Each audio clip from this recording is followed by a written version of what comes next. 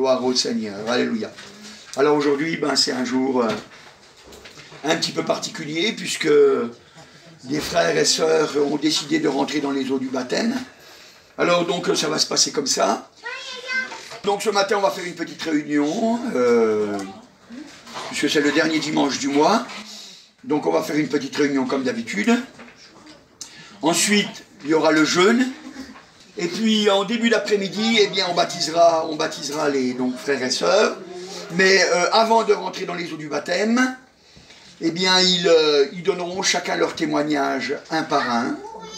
Et puis après, on les baptisera. Alléluia, gloire au Seigneur. Alors ce matin, ben, on va ouvrir la Bible, la parole de Dieu, dans l'évangile de Jean, au chapitre 14, et on pourrait lire depuis le verset 6. Alors je rappelle qu'évidemment, les enfants, on leur donne à manger.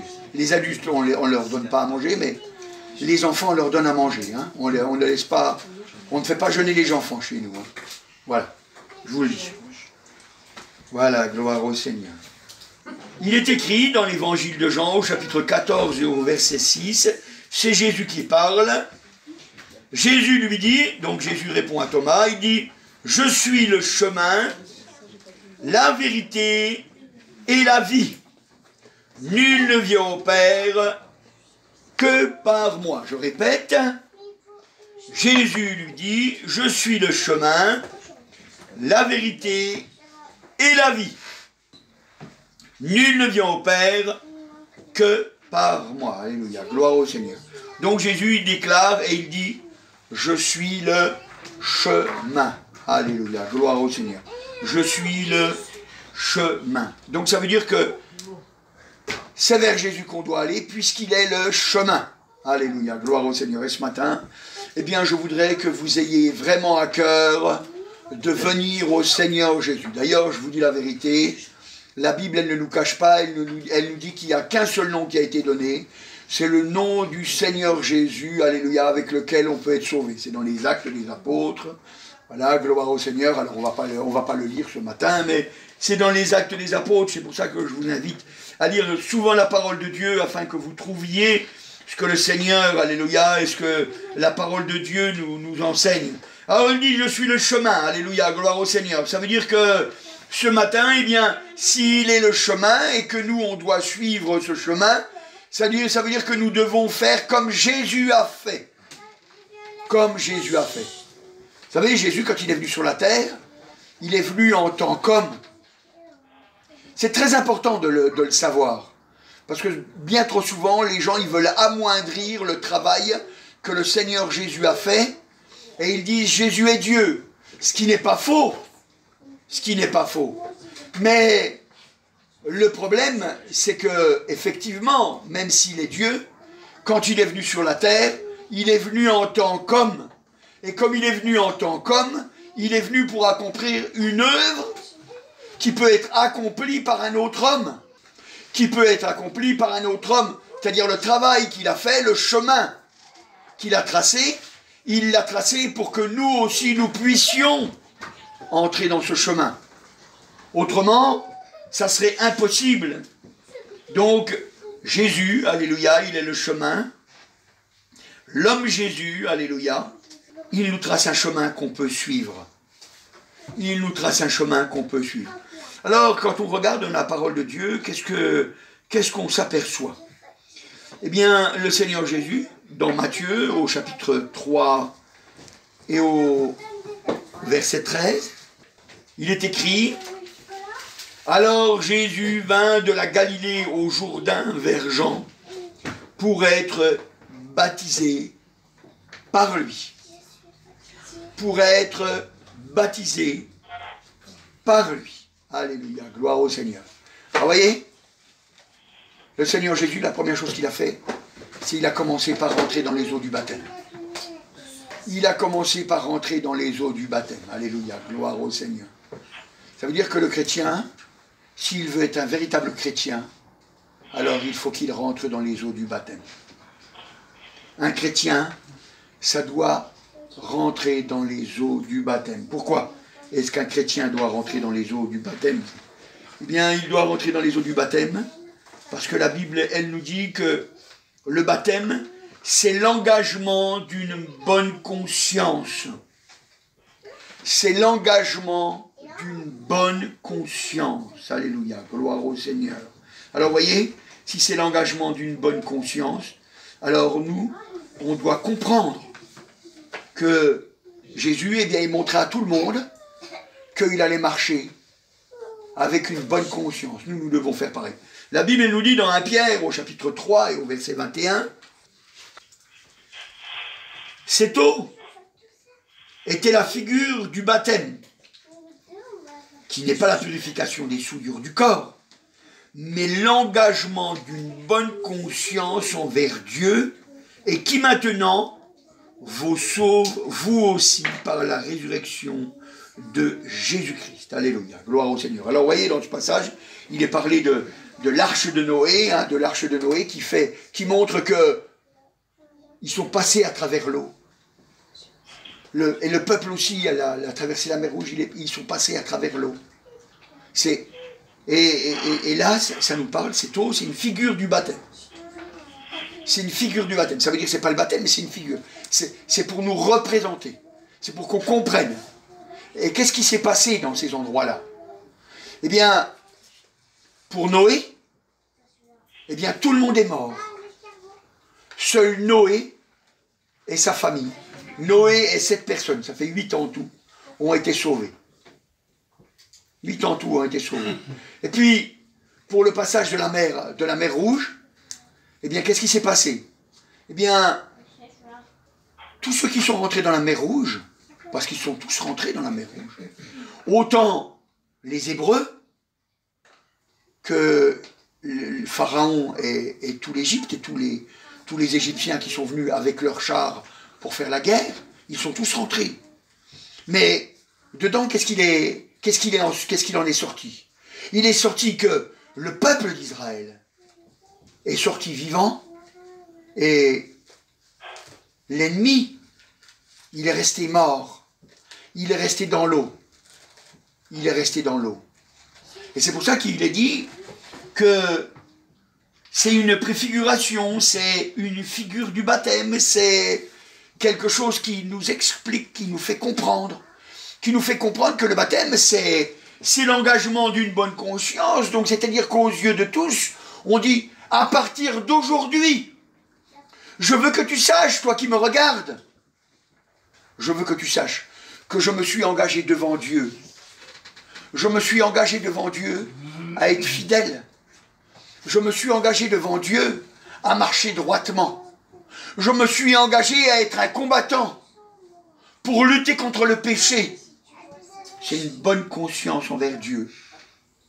Et tous ceux qui sont là, ils sont témoins. Nous sommes donc témoins. Témoins de l'engagement. Alléluia, gloire au Seigneur. Mais il est dit aussi comme ça, il est dit, ce n'est pas la purification des souillures du corps. Quand vous vous faites baptiser, vous n'êtes pas pardonné pour vos péchés. Le baptême, ce n'est pas le pardon des péchés. Le pardon des péchés, c'est Jésus qui nous l'a donné sur la croix. Le pardon des péchés, c'est Jésus qui nous l'a donné sur la croix. C'est l'engagement d'une bonne conscience. On s'engage. À partir d'aujourd'hui, je ne suis plus le même. À partir d'aujourd'hui, je vais lutter. À partir d'aujourd'hui, je vais être un vainqueur. C'est important de le comprendre. C'est important de le savoir. Pour que, quand l'épreuve va venir, eh bien, vous sachiez que vous avez à lutter. Que vous avez à lutter. Et c'est pour ça que c'est fait devant l'Église, parce que devant l'Église, et puis devant ceux qui veulent venir, mais c'est fait devant l'Église, pour que l'Église, eh bien, elle aussi, eh bien, elle s'engage, et elle dise, voilà, j'ai de nouveaux frères, de nouvelles sœurs, ils s'engagent publiquement, alors, moi aussi je dois prier pour eux.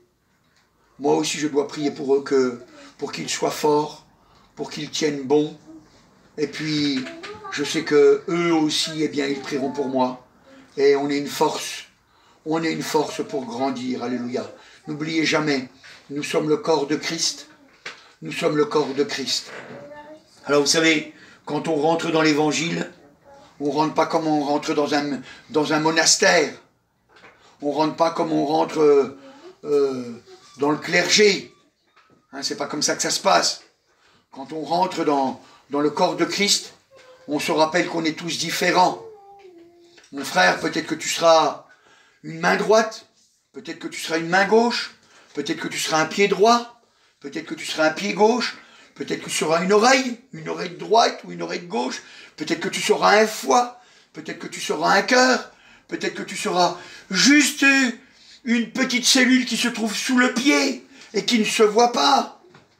Mais c'est pas ça qui est important. C'est que tu fais partie du corps de Christ. C'est ça qui est important. Tu fais partie du corps de Christ. Et même cette petite cellule, vous savez, qui est sous le pied, qui ne se voit pas, à un endroit qu'on ne soupçonne même pas.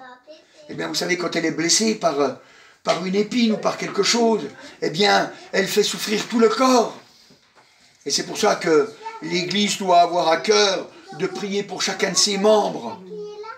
Elle doit avoir à cœur de venir auprès du Seigneur et lui parler de tous les membres. Alléluia, gloire au Seigneur.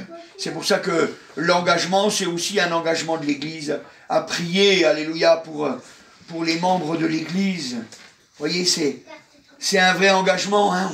On n'est pas tous les mêmes, alors il faut qu'on accepte qu'on n'est pas tous les mêmes. Alléluia, gloire au Seigneur. Alors donc Jésus, donc il est descendu de la Galilée vers le Jourdain pour être baptisé. Et une fois qu'il a été baptisé, puisque Jésus est le chemin, alors qu'est-ce qu'il a fait? La Bible elle nous dit dans Luc, au chapitre 4, évangile de Luc au chapitre 4, et on pourrait lire au verset 1, il est écrit, Jésus rempli du Saint-Esprit vint du Jourdain, donc là où il était baptisé, et il fut conduit par l'Esprit dans les déserts, où il fut tenté par le diable pendant 40 jours. Alors, qu'est-ce qu'il a fait? Eh bien, rempli du Saint-Esprit, puisqu'on sait que quand il est rentré dans les eaux du baptême, le Saint-Esprit est au-dessus de lui, alléluia, gloire au Seigneur, rempli du Saint-Esprit, alors il est parti au désert. Il est parti au désert pour être tenté. Pour être tenté. Il est parti là-bas pour être tenté par le diable, dit la parole de Dieu. Ça veut dire, il est parti au désert pour prendre la victoire. Pour prendre la victoire. Alléluia, gloire au Seigneur. Mon frère, ma sœur, quand on rentre dans les eaux du baptême, c'est pour prendre la victoire. Ça veut dire qu'il y a des choses dans ta vie que tu vas apprendre à abandonner. Tu vas apprendre à abandonner. Tu vas apprendre à abandonner le péché sous toutes ses formes. C'est pas quelque chose qui va se faire d'un instant à l'autre. Ça va être un combat. Ça va être une lutte. Ça va être un temps de compréhension. Vous savez, des fois, il y a des choses, on a du mal à les comprendre au début. On a du mal à les comprendre au début. Moi, au début, quand je suis venu à l'évangile, j'ai pas compris qu'il fallait que j'arrête la drogue. Moi, je suis venu à l'évangile, j'avais pas compris ça. Moi, je me disais, je fais de mal à personne. Oh, je me drogue. C'est juste pour moi. Je fais de mal à personne. Puis le Seigneur, il m'a dit, ton corps ne t'appartient plus. Comme ton corps ne t'appartient plus, il est à moi. C'est ça ce qu'il m'a dit le Seigneur. C'est ce que nous dit la parole de Dieu. Comme ton corps ne t'appartient plus, alors il y a des choses que tu ne peux pas faire. Quand tu te drogues, bah, tu détruis ton corps. C'est-à-dire tu détruis mon temple. Alors c'est pas bien. Tu me détruis moi. Tu me détruis moi. Alors il a fallu que mon cœur accepte. Il a fallu que mon cœur accepte. Et vous savez, mes frères et sœurs, je vous le dis, vous qui êtes déjà baptisés, et vous qui rentrez dans les eaux du baptême aujourd'hui, c'est vrai, c'est un combat qu'il va y avoir. Le diable va vous tenter. Il va vous présenter des choses qui vont vous plaire, pour essayer de vous abattre, pour essayer de vous tuer, pour essayer de vous faire renier votre engagement. Mais c'est à vous de comprendre. Parce qu'il y a des choses, c'est que vous, et vous seul, qui devez les comprendre. Vous savez, c'est comme je dis à mes enfants. Je leur dis, vous savez, si on est à table ensemble, et puis qu'il y a une assiette au milieu de la table, et puis qu'il y a, je ne sais pas, une nourriture agréable à tout le monde, et que j'en mange, et si, imaginez-vous voir que je mange toute l'assiette, et puis encore, si ma femme, elle ramène une deuxième assiette, et je mange encore toute l'assiette, et puis si ma femme encore, voyant que j'ai mangé la deuxième assiette, elle amène le plat complet, et que encore, je mange tout le plat, est-ce que ça sera utile à mes enfants? Non. Non. Ça ne sera pas utile à mes enfants. Ce qui est utile, c'est qu'eux, ils en mangent en même temps. C'est ça qui est utile. Et l'évangile, vous voyez, c'est pareil. On ne peut pas le faire pour les autres. C'est-à-dire, mes expériences à moi, c'est pas ça qui va vous faire grandir. Ça va sûrement vous encourager. Ça va sûrement vous dire, ah ben, si le pasteur, il a fait des expériences, moi aussi, je peux faire des expériences. Si ça s'arrête là, ben, elles ne vous serviront à rien. Si vous, vous faites des expériences, alors non seulement les expériences que je pourrais vous donner, elles vont vous faire du bien, elles vont vous encourager, mais les expériences que vous avez vécues, eh bien, elles vont vous conforter en disant, oui, c'est vrai. Oui, c'est vrai. Nous avons un Dieu qui nous répond, un Dieu qui nous aide, un Dieu qui nous sort de notre péché, un Dieu qui nous délivre, un Dieu qui nous rend forts. C'est Jésus.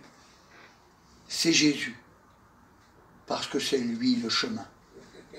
Et lui, s'il a été tenté, c'est pour que nous aussi nous sachions que nous allons être tentés.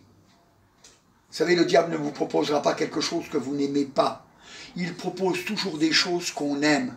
Parce qu'il sait qu'en nous proposant des choses qu'on aime, eh bien, il peut nous tenir. Je vous le dis. Je vous le dis. De même que Jésus a dû être tenté, de même, toi aussi, tu seras tenté. Et ça ne durera pas un jour. Ça durera toute ta vie. Parce que c'est toute notre vie. Alors, c'est pas tout le temps, c'est pas en permanence. C'est pas en permanence.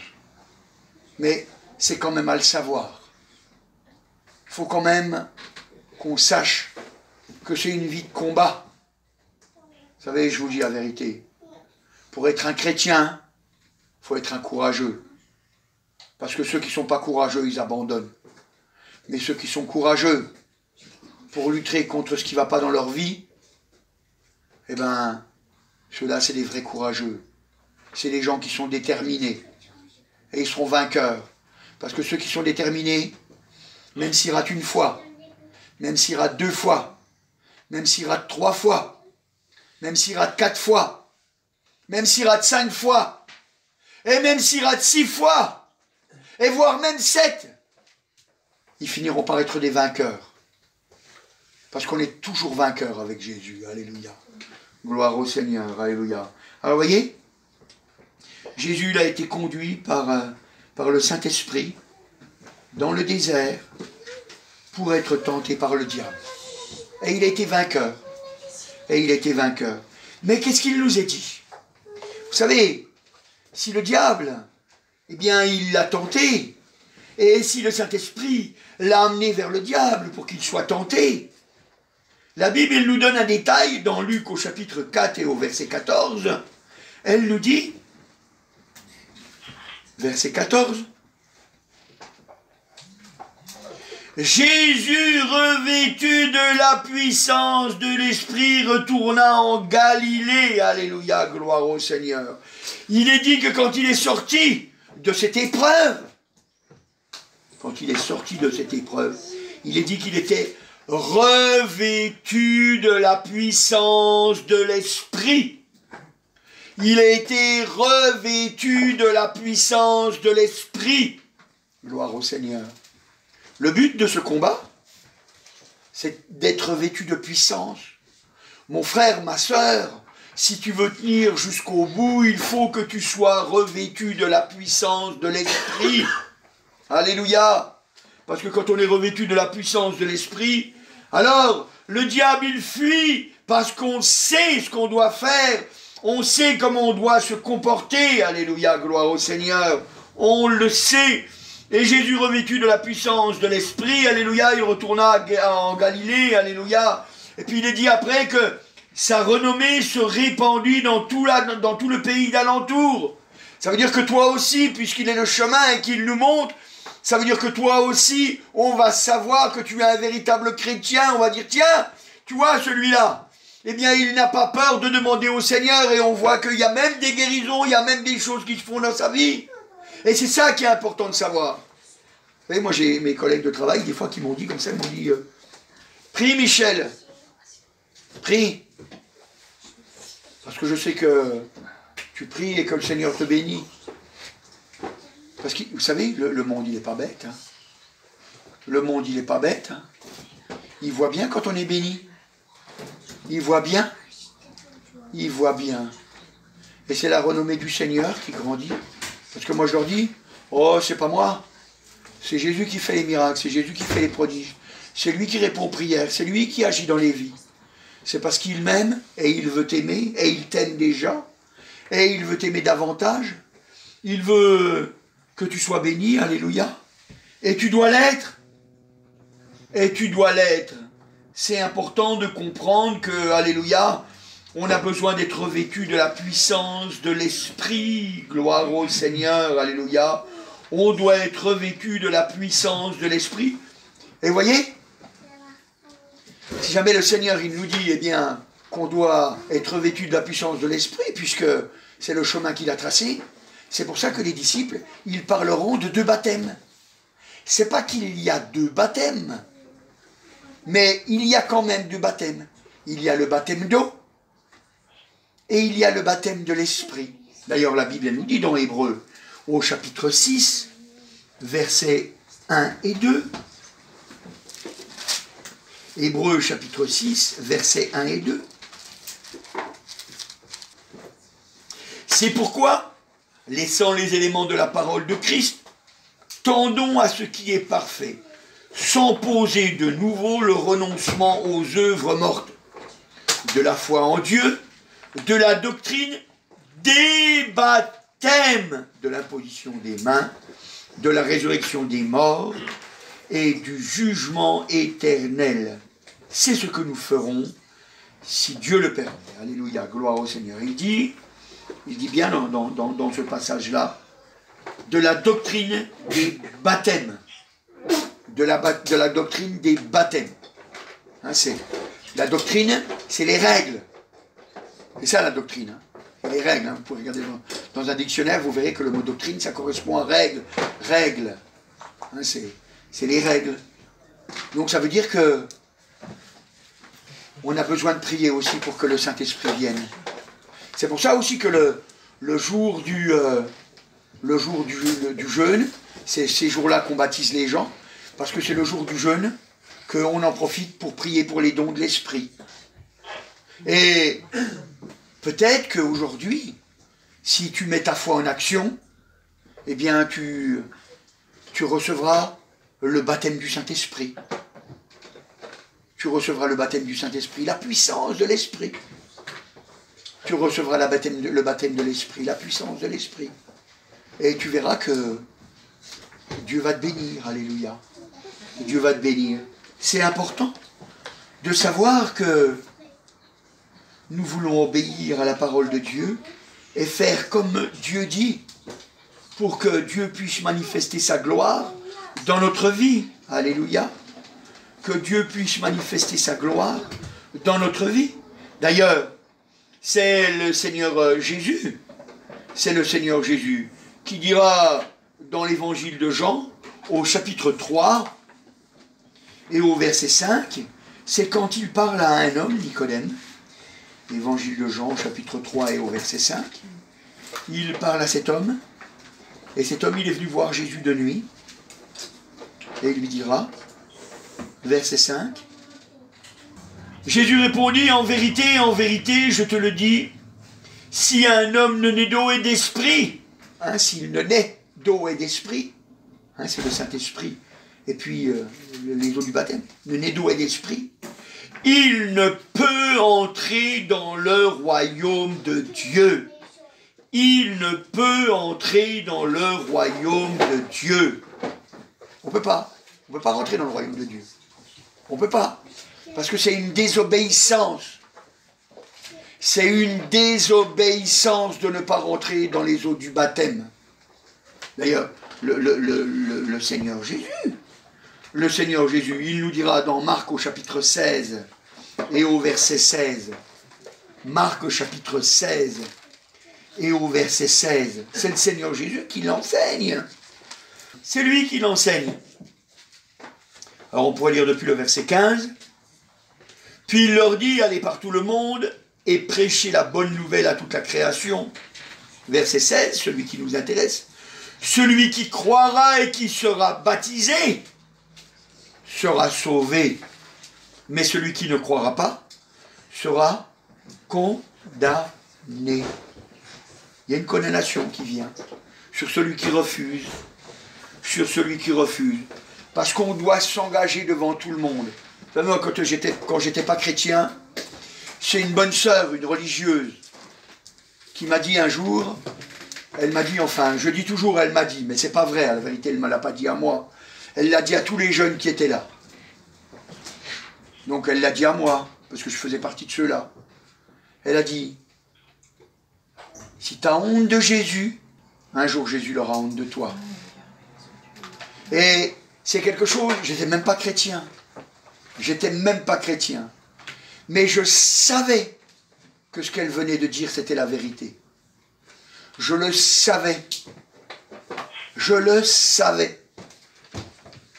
Alors, à partir de ce jour-là, j'ai décidé de ne plus jamais avoir honte de Jésus. Je ne vous dis pas que je ne me moquais pas de lui. C'est vrai, je me suis moqué de lui, à ma honte. Je me suis moqué de lui. Mais quand quelqu'un me disait quelque chose, parce que moi je n'avais pas compris l'évangile, quand quelqu'un me disait quelque chose pour mon chapelet où il y avait une petite croix dessus, on me disait quelque chose, et ben moi je disais, si tu n'es pas content, tu sors de ma voiture, parce qu'il était dans ma voiture. Je disais, moi je le laisse. Je disais, moi il restera là. Toi tu sors, mais moi lui il restera. Parce que je n'avais pas honte. Je n'avais pas compris que c'était pas Jésus, que c'était qu'un bout de bois. Je n'avais pas compris ça, mais dans mon cœur je croyais qu'en ayant ça, je l'honorais, que j'avais pas honte de lui. En quelque sorte, c'était vrai, mais dans la réalité, c'était pas vrai, parce que ça, c'était qu'un bout de bois. C'était qu'un bout de bois. Parce que Jésus est vivant aujourd'hui. Il est resté que 3 jours dans la tombe, et maintenant il est vivant. Et il est là au milieu de nous ce matin, et il veut te faire du bien comme il me fait du bien. Et c'est pour ça qu'il faut que tu comprennes ce matin que c'est vrai, si on ne veut pas s'engager, c'est une honte. Une honte, c'est vrai que si jamais tu t'engages, il y en a qui diront quelque chose sur toi. Ton père, ta mère, ton frère, ta soeur, ton oncle, ta tante, ton cousin, ta cousine ou je ne sais qui encore. Ou je ne sais qui encore. Moi, vous savez, quand j'ai décidé de rentrer dans les eaux du baptême, j'ai eu ma famille qui s'y est opposée. Mais j'ai dit tant pis. Ils disent ce qu'ils veulent. Si jamais je veux les amener au Seigneur, si je veux qu'ils connaissent la vérité, il faut qu'ils voient que je n'ai pas peur de m'engager. Et c'est ce que j'ai fait, je me suis engagé. Je suis rentré dans les eaux du baptême. Je l'ai fait publiquement. Et parce que je l'ai fait publiquement, eh bien ça a touché les cœurs. Ça a touché les cœurs. Alors vous voyez, c'est pour ça que aujourd'hui, toi aussi, tu dois comprendre que c'est le Seigneur Jésus, alléluia, gloire au Seigneur, qui nous apprend ça. Qui nous apprend ça. Alors, c'est vrai, on ne doit pas avoir honte. On ne doit pas avoir honte. Et quand on n'a pas honte, alors Dieu nous bénit, alléluia. Dieu nous bénit. Alors vous voyez, si Jésus, il est sorti vainqueur du désert, Et non seulement il est sorti vainqueur, mais en plus, il est ressorti revêtu la puissance de l'esprit. Eh bien, il y a un petit détail qui est marqué, mais qui a son importance. Qui a son importance. J'ai déjà abordé le problème, mais comme c'est écrit, alors il est bien quand même d'y revenir. C'est dans l'évangile de Luc, au chapitre 4 et au verset 13. Il est écrit au verset 13. Après avoir été tenté de toutes ses manières, le diable s'éloigna de lui jusqu'à un moment favorable. Jusqu'à un moment favorable. Vous savez, je suis obligé d'insister sur ce point. Le diable ne lâchera pas le morceau comme ça. Il ne lâchera pas l'affaire comme ça. C'est vrai, la Bible, elle nous dit que si on se soumet à Dieu, alors à ce moment-là, on peut résister au diable avec une foi ferme et il fuit loin de nous. Il fuit loin de nous. C'est vrai, la Bible, elle le dit. Mais il dit que le diable, il attend le moment favorable. Il attend le moment favorable parce qu'il y a des moments dans la vie qui sont favorables pour le diable. Par exemple, imagine-toi voir. Moi, je sais pas, tu es bien couché, tu es en train de bien dormir. Il y a le réveil qui sonne, tu es réveillé, tu as une bonne pensée dans le cœur. Ah, merci Seigneur de ce que j'ai une bonne pensée dans mon cœur, alléluia. Et puis, tu t'assieds sur le bord de ton lit, et puis tu es en train de penser aux merveilles de Dieu. Il y a ton épouse qui de l'autre côté, elle aussi se lève, et puis à ce moment-là, eh bien, elle aussi, elle a des bonnes pensées dans le cœur. Le Seigneur lui a fait du bien, et puis elle pense aux merveilles du Seigneur, alléluia. Tout est bien, tout est bien. Le diable ne va pas t'attaquer là. Il sait qu'il va se ramasser des coups. Et puis à ce moment-là, tu avances ton pied, et pour je ne sais quelle raison, ton gros doigt de pied se coince dans une rainure de ton plancher. Et puis tac, ah, les ongles étaient peut-être un peu longs, ah, puis tu te fais mal. Ah, ah. Puis il y a ta femme à ce moment-là qui, elle, son cœur rempli de joie de ce que le Seigneur a fait des merveilles, elle te dit, oh mon mari, tu te rappelles qu'aujourd'hui, eh bien, il faudrait que tu fasses le filtre à gasoil sur la voiture. Et puis à ce moment-là, tu dis, ah, mais qu'est-ce que tu me dis? Tu vois pas que j'ai mal aux pieds, non mais... C'est un moment favorable pour le diable. Parce qu'à ce moment-là, tu as facile à t'énerver contre ton épouse. Je sais que c'est un exemple qui est donné. Oh, j'ai pas cherché un exemple pour les frères et les sœurs célibataires, mais vous saurez vous-même en trouver. Mais vous voyez, ce que je veux dire, c'est pas le tout d'être parti d'un bon sentiment. C'est savoir rester dans l'esprit. Savoir rester dans l'esprit, et même si quelque chose est difficile, savoir faire la part des choses. Oh Seigneur, Seigneur, que ma bouche soit fermée, que je ne dise pas des choses désagréables, que après je vais regretter. Que après je vais regretter. Alléluia. Vous savez, c'est important de comprendre. De comprendre. On a des moments qui vont être favorables dans la vie, où le diable va venir pour nous attaquer. T'es fatigué. T'as pas envie de te lever pour lire ta Bible. T'es fatigué. T'as l'habitude de la lire le soir, mais t'es fatigué. Je la lirai demain. Ah, je sais. C'est un moment favorable. Le diable ne veut pas que tu lises ta Bible. Le diable ne veut pas que tu cherches la présence du Seigneur. Le diable te trouvera des occasions. Vous savez, comme je dis tout le temps, qu'est-ce qu'on en a des heures libres pour faire ce qui nous plaît. Pour faire ce qui nous plaît. Qu'est-ce qu'on a peu de temps à consacrer au Seigneur. Un jour ici, j'avais dit, si toutes les heures, vous preniez 6 minutes, c'est pas beaucoup 6 minutes, mais si toutes les heures, vous preniez 6 minutes, et puis vous disiez, je consacre mes 6 minutes là au Seigneur, ça veut dire que, soit vous commencez, je pense que c'est mieux ainsi, vous commencez par donner 6 minutes au Seigneur, vous lui parlez, vous cherchez sa présence, vous lisez votre Bible, 6 minutes, c'est pas beaucoup. Puis après, pendant toute l'heure, c'est-à-dire les 54 minutes qui restent, vous faites ce que vous avez envie. Puis après, la suivante heure, vous prenez de nouveau 6 minutes. Vous prenez 6 minutes, mais vous êtes entier pour le Seigneur pendant 6 minutes. Et puis après, les 54 minutes qui restent, vous en faites ce que vous avez envie. Puis vous recommencez comme ça. Si vous faites ça toute la journée, vous aurez donné la dîme de votre temps. La dîme de votre temps. Ça veut dire que vous aurez donné la dîme au Seigneur de votre temps. Parce qu'on doit donner la dîme de tout au Seigneur.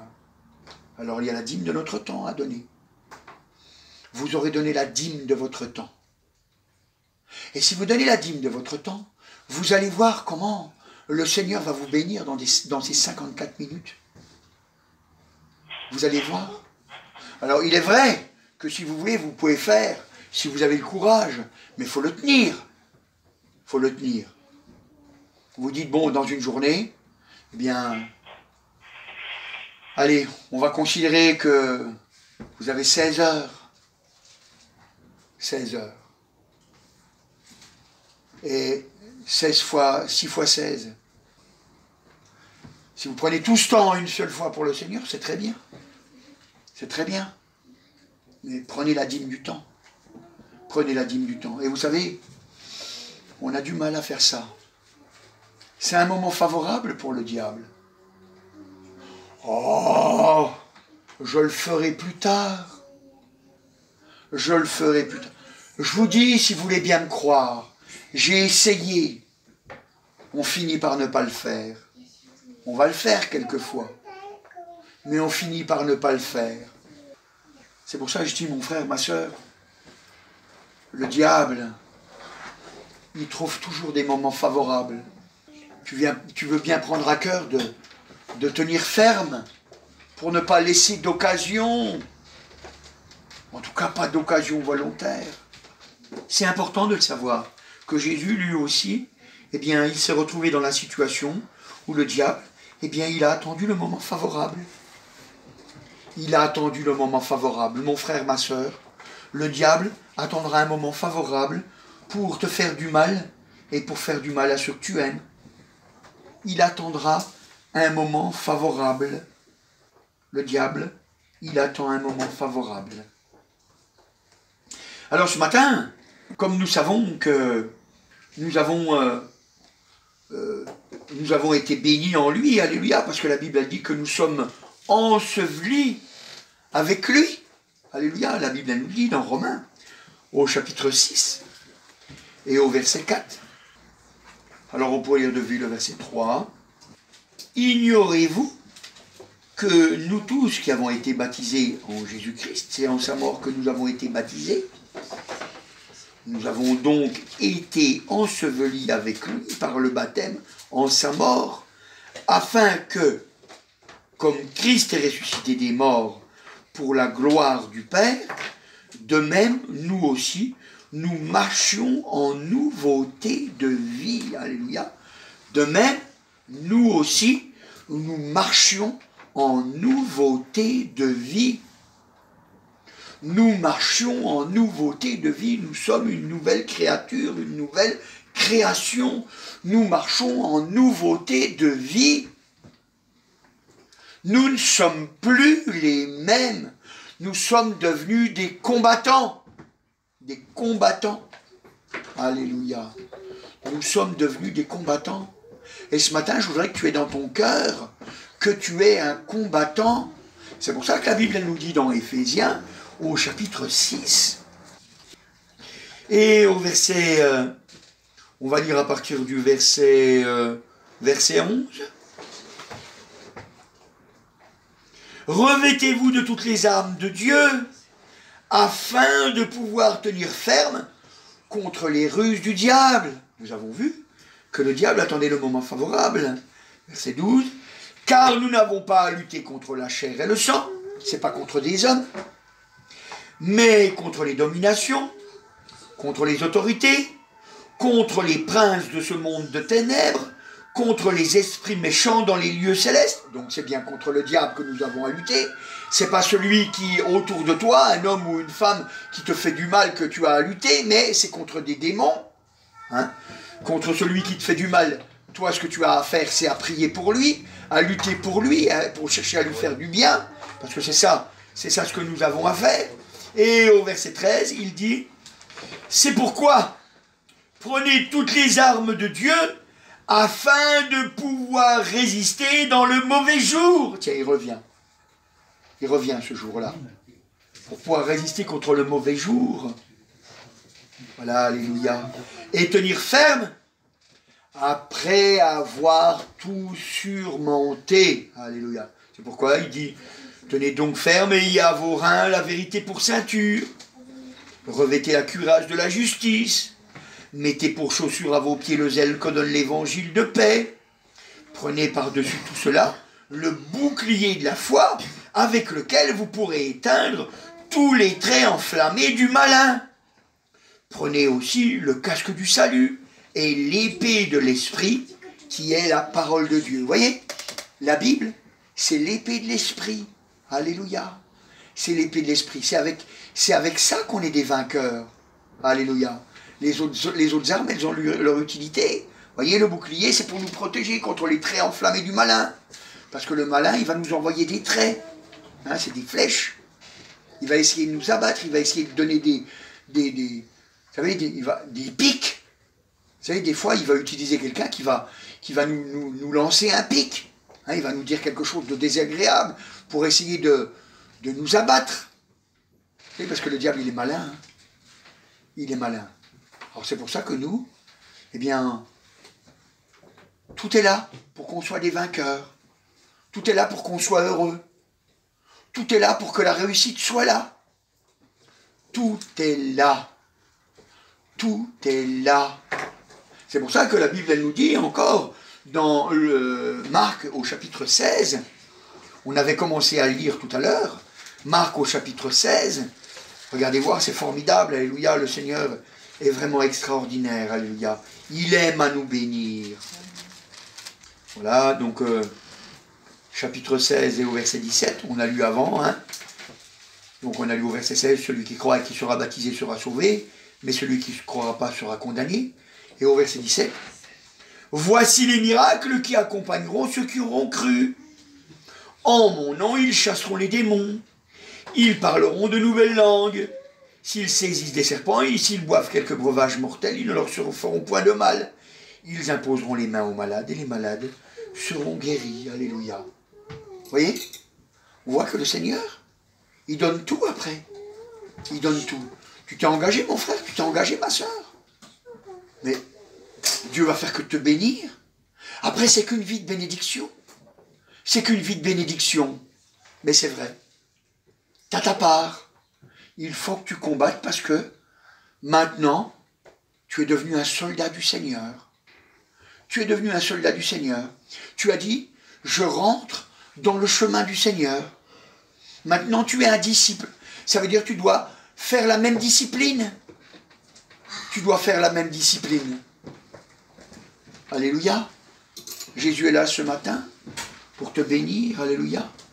Pour te faire réussir. Alléluia. Jésus est merveilleux. Alléluia. Il a fait de toi une nouvelle créature. Il a fait de toi une nouvelle créature, une nouvelle création. Une créature bénie. Vous savez, quand il nous avait mis dans le jardin d'Éden, quand il nous a créés, on était bénis.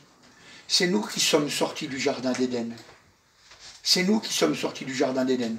Alors vous allez me dire, non, c'est Dieu qui nous en a chassés. C'est vrai. C'est vrai qu'il est écrit que c'est Dieu qui nous en a chassés.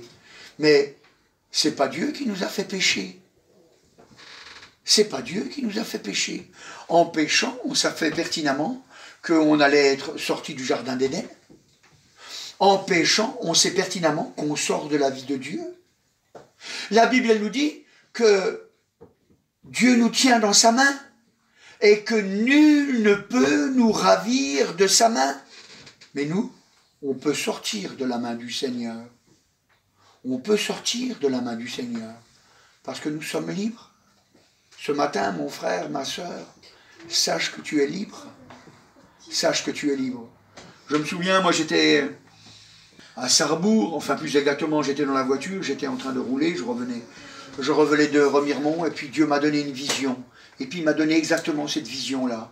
Je voyais une main, une grande main, une main géante, remplie d'hommes et de femmes. Et ils étaient là, dans la main, dans cette main. Ils étaient là, tous réunis. Ils vivaient leur vie dans cette main. Et puis cette main, elle passait au-dessus du feu. Et je voyais qu'il y en avait qui tombaient de la main. Il y en a qui sautaient de la main.